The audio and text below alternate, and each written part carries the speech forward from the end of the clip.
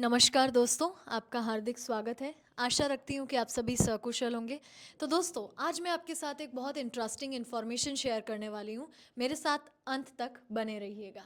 दोस्तों, आज मैं आपको बताने वाली हूँ कि जब आप यूपीएससी एग्ज़ाम दे देते हैं, ओके, आपका रिज़ल्ट में नाम आ जाता है, उसके बाद की आपकी जर्नी कैसी रहती है एक ऑफ़िसर बनने तक की। तो उसके बाद आपको लबासना भेजा जाता है, ओके। लबासना क्या है? That is Lal Bahadur Shastri national academy for administration, okay. देख लीजिए, LBSNAA, Lal Bahadur Shastri national academy for administration, यानी कि यहाँ पे आपकी ट्रेनिंग होती है। एक बार आप यूपीएससी एग्ज़ाम क्लियर कर लेते हैं, अपनी कैडर आप चूज़ कर लेते हैं, ओके। आईएएस, आईपीएस, आईएफएस, ये तीनों कैडर है जिसमें अलग अलग पोस्ट्स होती है, ओके। जैसे आईएएस में पोस्ट होती है collector, deputy collector. Are you getting my point? Okay, वैसे ही आईपीएस में पोस्ट होती है superintendent of police. Getting my point? District level पे आपको इन पोस्ट पे पोस्टिंग दी जाती है, इन पोस्ट पे आपको रिक्रूट किया जाता है, ओके। सो बेसिकली सबसे पहले आपको लबासना भेजा जाता है जहां आपकी ट्रेनिंग होती है, ओके। आपको सिखाया जाता है कि एक ऑफिसर के तरीके से आपको कैसे ज़िंदगी जीनी है, ओके। किस तरीके से आप रोज़ अपनी ऑफिस में जाएंगे, आपको एग्जैक्टली एक ऑफिसर वाला ट्रीटमेंट दिया जाएगा कि आप एक ऑफिसर ट्रेनी हैं और बिल्कुल यहीं से आपके नाम के आगे लग जाएगा आईएएस। जैसे कि ऑफिसर ट्रेनी आईएएस टीना दाबी, ओके, ठीक वैसे ही officer trainee IAS Srushti Jayant Deshmukh, okay. ये जो मैं नाम ले रही हूँ, these are already the IAS officer, okay. ये जो विमेन है दोनों, ये ऑलरेडी आईएएस ऑफिसर बन चुकी है। ये मैं आपको एग्जांपल दे रही हूँ। तो आपके नाम के आगे यहीं से आईएएस लगने लग जाएगा। आपको एक आइडेंटिटी कार्ड दिया जाएगा जिससे ये प्रूफ होगा that you are an IAS trainee. Is that very clear? ठीक है, यहाँ पे आपको एंट्री दी जाएगी, आपकी ट्रेनिंग होगी, ओके। 24 मंथ्स के लिए आपको ट्रेन किया जाएगा, एक ऑफिसर की लाइफ जीना सिखाया जाएगा। फील्ड ट्रिप आपको करवाई जाएगी, जगह जगह आपको जितने भी रूरल एरियाज़ हैं, जितने भी गांव हैं, जितने भी अलग अलग डिस्ट्रिक्ट हैं, सभी जगह ले जाकर आपको समझाया जाएगा कि कैसी परिस्थितियों में कैसे कैसे एक्शंस लेना एक कलेक्टर के अधीन आता है, एक कलेक्टर के पार्स के अंतर्गत आता है। Is that very clear? Okay, जैसे आईएएस है तो वो एडमिनिस्ट्रेशन से रिलेटेड होंगे, ओके। एडमिनिस्ट्रेशन से लगते जितनी भी अथॉरिटीज़ हैं, जितने भी पावर्स हैं, वो कलेक्टर को दिए जाते हैं, ओके। पुलिस सर्विसेज से रिलेटेड जितने भी पावर्स हैं, जितने भी अथॉरिटीज़ हैं, वो एसपी को दी जाती है एट द डिस्ट्रिक्ट लेवल। यानी डिस्ट्रिक्ट लेवल पे एक कलेक्टर जो है वो एडमिनिस्ट्रेशन पे सबसे हाईएस्ट पोस्ट पे होंगे और एक एसपी यानी सुपरिटेंडेंट ऑफ पुलिस जो है वो हाईएस्ट पोस्ट पे होंगे पुलिस सर्विसेज में। Is that very clear till here? Okay. तो जैसी जैसी पोस्ट आप चूज़ करते हैं, जैसी पोस्ट आपको मिलती है, जहाँ जहाँ जिस भी डिस्ट्रिक्ट में आपकी पोस्टिंग होती है, आपको क्या क्या पावर्स मिलेंगे। सी, पावर्स सभी कलेक्टर्स के सेम ही होते हैं। Getting my point? पावर्स सभी कलेक्टर्स के सेम ही होते हैं। तो आज मैं आपके साथ पर्टिकुलरली आईएएस यानी इंडियन एडमिनिस्ट्रेटिव सर्विसेज में कलेक्टर की जो पोस्ट होती है उनके पास क्या पावर्स होते हैं, उनके बारे में मैं आपको बताना चाहूँगी। यानी एडमिनिस्ट्रेटिव सर्विसेज में जितने भी पोस्ट आती है, ओके, एडमिनिस्ट्रेटिव सर्विस जो कैडर है उसमें जितनी भी पोस्ट आती है, कलेक्टर है, डिप्यूटी कलेक्टर है, ठीक है, वो भी मैं आपको बताऊंगी कि ऊपर यानी टॉप से लेके बॉटम तक कैसी पोस्टिंग होती है आईएएस कैडर में। यानी ऐसे कौन से ऑफिसर्स होते हैं जिन्हें आप आईएएस के नाम से जानते हैं, वो भी मैं आपको बताऊंगी, ठीक है। सो आपकी यहाँ पे ट्रेनिंग होती है, आपको ट्रेनिंग करवाई जाती है, एक ऑफिसर की तरह ट्रीट किया जाता है। आपको सिखाया जाता है कि आपके डिस्ट्रिक्ट में रेवेन्यू कलेक्शन किस तरीके से हो रहा है वो चेक करना। अगर सरकार द्वारा कोई भी पॉलिसी जो है वो डिस्ट्रिक्ट लेवल पे, रूरल लेवल पे इम्प्लीमेंट करने कहा गया है, तो आप उसे कैसे इम्प्लीमेंट करवाएंगे, आप उसका रेगुलर मॉनिटरिंग कैसे करते हैं, ठीक है। ये सभी चीज़ें एक कलेक्टर के पावर्स के अंतर्गत आती हैं। साथ ही साथ आपको किसी भी तरीके की तकलीफ ना हो, क्यों? क्योंकि आप सिविल सर्वेंट हैं, यानी कि आप जनता के लिए काम कर रहे हैं, आप लोगों के हित के लिए काम कर रहे हैं, इसीलिए आपको हर तरीके की सुख सुविधा दी जाएगी। वो आपको यहीं से ट्रेन किया जाएगा, एक ऑफिसर के तरीके से ट्रीट करना, एक ऑफिसर तरीके से रहना, ऑफिसर के तरीके से आपकी ऑफिस में आपको क्या क्या काम करने होंगे, कैसी कैसी फाइल्स आपके टेबल पर पड़ी होंगी, आपका ऑफिस कैसा होगा, आपका नेम प्लेट कैसा होगा, सब कुछ आपको यहाँ पे फील करवाया जाता है, ठीक है। और अब मैंने आपको कहा कि आपको किसी भी तरीके की सुख सुविधा में तकलीफ नहीं होनी चाहिए, उसके लिए आपको ऐसी गाड़ी दी जाती है, ओके। ऑल्दो ये एक पुलिस ऑफिसर की गाड़ी है, बट आपको मैं एग्जांपल दे रही हूँ। तो ऐसी एक शानदार गाड़ी आपको दी जाती है जिसके टॉप पर एक लाल बत्ती लगी होती है। इसीलिए तो आप देखना, कहीं से भी अगर कलेक्टर की गाड़ी जा रही होगी ना, तो चारों तरफ का ट्रैफिक जो है उसे रोक दिया जाएगा, और कलेक्टर की पहले पुलिस की आगे, कलेक्टर की गाड़ी बीच में होती है, आगे पुलिस की एक गाड़ी होती है, पीछे भी एक पुलिस ऑफिसर्स की गाड़ी होती है। तो पहले वो पुलिस ऑफिसर्स की गाड़ी जाती है, और जैसे ही कलेक्टर की गाड़ी जाती है वहाँ सभी पुलिस ऑफिसर्स इस तरीके से करते हैं। यस और नो? ओके, कभी नोटिस करना, आप देखना अपने आसपास, आपको पता चलेगा। तो ये पार होता है एक आईएएस ऑफिसर का, एक कलेक्टर का डिस्ट्रिक्ट लेवल पे, कि आप चाहें ना तो आपके एरिया में हर कोई शांति से रह सकता है, हर कोई भी गरीब नहीं रह सकता, हर किसी को हर फैसिलिटी मिलेगी। आप चाहे तो कोई भी बच्चा फुटपाथ पर नहीं सो सकता, आप चाहे तो हर एक बच्चा स्कूल जा सकता है, आप चाहे तो आपके एरिया की सभी स्कूल्स में टॉप एजुकेशन इम्पार्ट की जाएगी, वो भी आपके हाथ में होता है।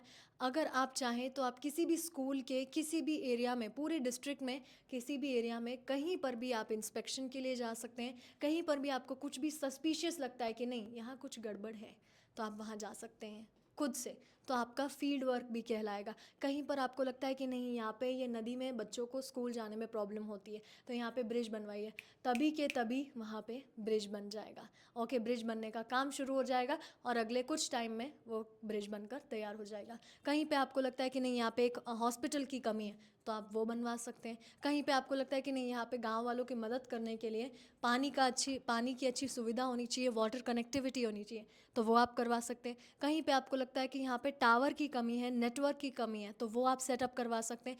Anything and everything you can do.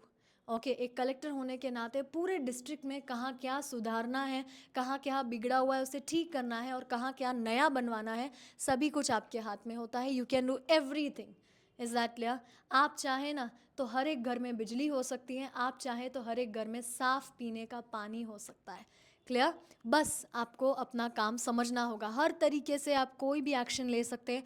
In fact आपको बता दूं कि मान लेते हैं जैसे कोविड-19 जैसी सिचुएशन आ जाती है, ठीक है, कोविड-19 जैसी सिचुएशन आ जाती है, और आपको लगता है कि नहीं ये सिचुएशन में छोटे बच्चों को स्कूल नहीं भेजना चाहिए, तो तुरंत आप एक नोटिस ड्राफ्ट करवा के अपने सेक्रेटरी से कह के कि वो आपका नोटिस ड्राफ्ट कर दे। वो नोटिस ड्राफ्ट कर देंगे, आप उस पर साइन कर देंगे कि भाई ऐसा नोटिस ड्राफ्ट कराओ, और हर स्कूल में पास करवा दो कि छोटे बच्चों की स्कूल अभी बंद रहेगी, कोई भी बच्चा अभी स्कूल नहीं आएगा। ठीक है, you can call the kids up to 8, 9, 10। Okay, आप बच्चों को बुला सकते हैं, चिल्ड्रन अप टू 8, 9, 10 आप उनको स्कूल बुला सकते हैं। 11, 12 यू कैन कॉल, कॉलेजेस में भी आप बुला सकते हैं, लेकिन अप टू 6 स्टैंडर्ड कोई भी बच्चा स्कूल नहीं आएगा किसी भी स्कूल में। Is that clear? तो वैसा नोटिस आप एक बार जाहिर करवा देना, तो उसके बाद किसी की हिम्मत नहीं कि वो बच्चों को स्कूल बुला सकें। ओके, सो ऐसी कुछ पावर्स रहती है आपके हाथ में। दूसरा, आपके डिस्ट्रिक्ट में, आपके एरिया में कितना टैक्स कलेक्शन हो रहा है, कहीं किसी भी गरीब के साथ ज़बरदस्ती तो नहीं हो रही है टैक्स के लिए। ओके, क्या प्रत्येक व्यक्ति अपना टैक्स भर रहा है, हर किसी की इनकम इतनी तो है ना कि वो अपना घर चला सकें। कहीं पे कुछ लोग ज़्यादा ही गरीब तो नहीं हैं, अगर गरीब हैं यानी बिलो पॉवर्टी लाइन है, बीपीएल पीपल हैं, बहुत ज़्यादा गरीब हैं, तो आप उनमें खाना पानी कपड़ा बंटवा के आप उनके लिए मकान भी बनवा सकते हैं, इंफ्रास्ट्रक्चर डेवलपमेंट भी आप करवा सकते हैं। तो वो करवाना चाहते हैं तो वो भी आप करवा सकते हैं। क्यों? क्योंकि एक तरह से आप डिस्ट्रिक्ट के डीएम ही नहीं, आप डिस्ट्रिक्ट के राजा हैं। यू कैन डू एनीथिंग, क्योंकि अगर आप चाहें तो आपकी प्रजा आपसे खुश रह सकती है। क्लियर? तो इस तरीके से आपको एक गाड़ी दी जाती है, एक बंगला आपको दिया जाता है, इस तरीके का एक शानदार ऑफिस आपको दिया जाता है। और जो मैंने नाम आगे आपसे लिया था वो है टीना डाबी। ये है वो टीना डाबी मैम। ओके, इन्होंने आईएएस, इन्होंने यूपीएससी क्लियर करके आईएएस की कैडर चूज़ करके इन्हें कलेक्टर बनाया गया था। ओके, एंड इस तरीके से शानदार आपकी ऑफिस होती है। देख लीजिए पीछे आपका नेशनल एम्बलम भी है।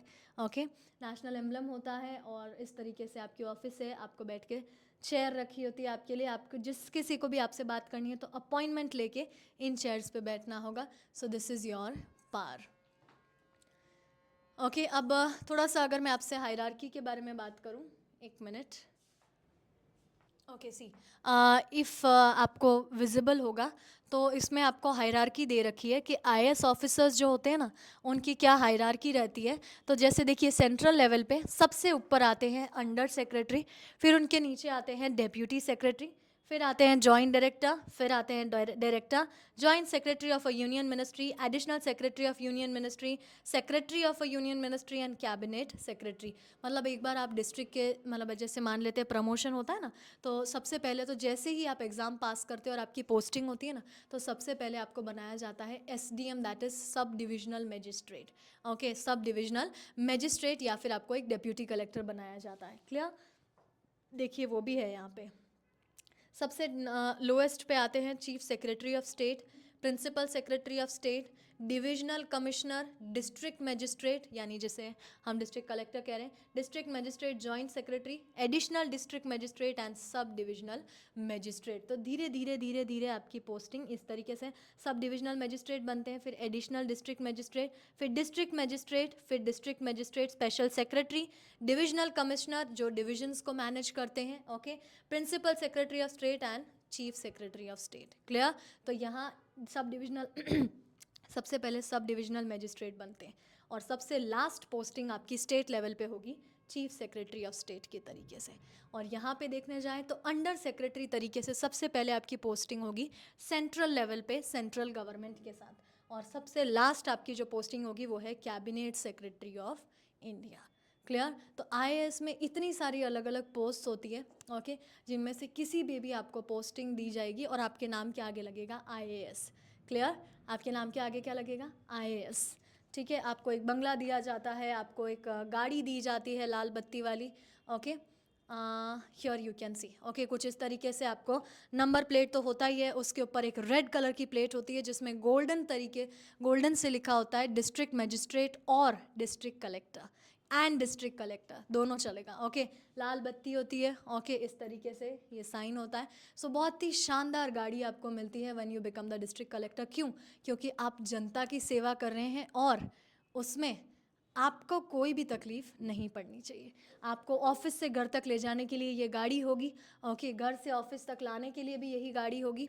Is that clear? देख लीजिए, एक officer, okay, this is IAS officer Srishti Jayant Deshmukh madam, okay, and इन्होंने भी बहुत यंग एज पे ऑफिसर बने थे वो, IAS का ये एग्ज़ाम देके, UPSC देके, ठीक है। These are all young officer.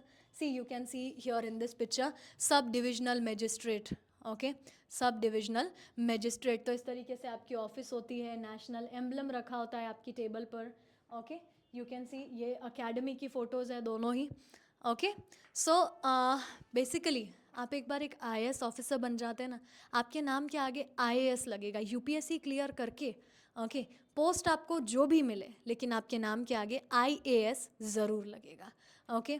तो इस तरीके से आप अपने ऑफिस में बैठते हैं, रोज़ आपको काम करना होता है, ठीक है। ऑल राइट, और ये आपकी टेबल पे एक साइन होता है जो बार बार आपको अपने देश के टूवर्ड्स, अपने कंट्री के टूवर्ड्स ड्यूटीफुल होने का साइन देता है, ड्यूटीफुल होने का रियलाइज़ करवाता है कि नहीं, I have to be the best officer, okay. वो भी एक यंग एज पे अगर आप ऑफिसर बनते हैं ना, मतलब सोचिए 21 years of age, when 21 years of age जो होती है ना, दैट इज़ द एज जब आप एग्जामिनेशन देखिए you can become an officer, okay, with in 1 year. क्योंकि आप जब 21 ईयर्स होते हैं ना, मतलब आपकी कॉलेज कंप्लीट हो चुकी है, बैचलर्स डिग्री आपके पास है, और 21 ईयर्स एज जो है ना, वो एलिजिबल एज है जब आप एग्ज़ाम के लिए बैठ सकते हैं और आप क्वालिफाइड गिने जाएंगे। तो फर्स्ट अटेम्प्ट में ही क्लियर करके आपके नाम के आगे IAS लगना, that's a very very big deal, and the journey is interesting that way, okay. तो आपके नाम के आगे IAS तो तभी लग जाता है जब आपका नाम मेरिट लिस्ट में आ जाता है। क्लियर?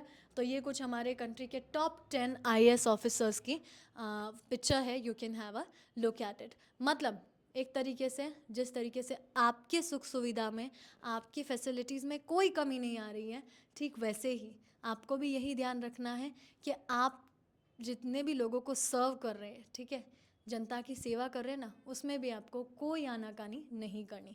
मात्र आपको यही करना है कि भाई लैंड से रिलेटेड रेवेन्यू, यानी जो टैक्स होता है, ठीक है, उससे रिलेटेड, पॉलिसी के इम्प्लीमेंटेशन से रिलेटेड कहीं पे कोई भी प्रॉब्लम आती है तो आपको उस चीज़ में एक्शन लेना होगा, और इमरजेंसी में भी आप ही को एक्शन लेना होगा। साथ ही साथ आपके एक्शन लेने के बाद, आपसे नोटिस रिसीव करने के बाद ही डिस्ट्रिक्ट में कोई भी ऑफिसर, डिस्ट्रिक्ट में कोई भी प्रोफेशनल काम कर सकेंगे, याद रखिएगा। ओके, हर किसी का ऑक्यूपेशन आपके डिसीजन पे, आपके नोटिस भेजने पर रहता है कि भाई ठीक है, आज ये काम यहाँ होना है तो वो कलेक्टर के परमिशन के बाद ही हो सकेगा। Is that very clear? So याद रखिएगा, आप एक बार आपके नाम के आगे IAS लग जाता है ना, फिर आपकी सिग्नेचर जो है ना, वो न जाने कितने लोगों को इम्पैक्ट करती है, न जाने कितने लोगों के लिए वो मदद रूप साबित होती है। ओके, और आपके डिसीजन से, आपकी एक सिग्नेचर से न जाने कितनों की ज़िंदगियों का कल्याण होता है, because you work for the nation, you work for the civilians. Clear? So याद रखिएगा, लाल बत्ती वाली गाड़ी is the only dream that you have to catch. वो एक ही ड्रीम है जिसको आपको चेज़ करना है, जिस तक आपको पहुंचना है, बिकॉज वो आपको लाइफ में सब कुछ दिलवाएगा। वो आपको लाइफ में फेम दिलवाएगा, रिस्पेक्ट दिलवाएगा। ओके, और जितनी इज्जत एक ऑफिसर को मिलती है ना, और उससे भी ऊपर आपको, आपकी हर 5 साल में जैसे सरकार नई इलेक्ट होती है ना, हर 5 साल में आपकी जगह नहीं बदलेगी, आपकी जो पोस्ट है वही रहनी है। हाँ, आपका प्रमोशन होता रहेगा टाइम टू टाइम। मैंने अभी आपको जो पोस्ट बताई उसके हिसाब से स्टेट लेवल पे पहले होगा, फिर यूनियन लेवल पे होगा। Clear till here? Okay, so I hope it was an interesting journey, knowing about the powers, knowing about the facilities and knowing about the journey. Okay, कि कैसे आप ऑफिसर की जो मतलब एक IAS होता है उसकी ऑफिस तक आप कैसे पहुंचते हैं। क्लियर? सो आई होप कि आप अपने सपने को रोज़ विजुअलाइज करेंगे। ओके, आज आपके साथ ये शेयर करने के पीछे की वजह, सबसे बड़ी वजह यही थी कि जितना हो सके विजुअलाइज कीजिए कि आप एक ऑफिसर बन चुके हैं। रोज़ रात को सोने से पहले आंखें बंद करके सोचिए कि मैं ऑफिसर बन गया हूँ, मेरे लिए, मुझे लेने के लिए बाहर लाल बत्ती वाली गाड़ी आई है, मेरे बंगले में मैं हूँ। ओके, और मेरे लिए ब्रेकफास्ट सर्व्ड है, मुझे ब्रेकफास्ट करके ऑफिस जाना है, मेरा सेक्रेटरी मुझे कह रहा है चलिए सर ऑफिस चलते हैं, फिर हम ऑफिस जा रहे हैं। ठीक है, ये सब आपको याद करना है, विजुअलाइज करना है।